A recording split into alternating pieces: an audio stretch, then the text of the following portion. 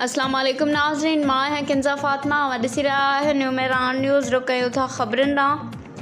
झंडो मरी रिपोर्ट नौकाफ़ मरी झंडो मरी तालीम बचायो सरदार शाह हटायो जी तहरीक ओस्मान शाहिड़ी ऐं सिंध जी तालीम खाते वारे सूबाई वज़ीर सरदार शाह तरफ़ां उस्तादनि ख़िलाफ़ सिंध असेंबली में नाज़ा लफ़्ज़ इस्तेमाल करण ते पीटी अलफ़ तालका झंडो मरी जे सदर उर्स उमरानी जी अॻवानी में एहतजाजी मुज़ाहिरो। सूबाई वज़ीर तालीम उस्तादनि ख़िलाफ़ ग़लत अल्फाज़ ॻाल्हाईंदे अज़ीम ग़लती कई आहे। पाण ॿिए कंहिं उस्ताद जो शागिर्द हो, अॼु खेसि ॻाल्हि विसरी वई आहे। PPP क़यादत सिंध ख़िलाफ़ क़ानूनी कार्रवाई करे सदर उर्स उमरानी सरदार शाह ख़िलाफ़ ओस्मान शाहिड़ी समेत मुख़्तलिफ़ स्कूलनि जे उस्तादनि ॿाहुनि ते कारियूं पटियूं ॿधी बैनर खणी सरदार शाह हटायो तालीम बचायो जा नारा हंया।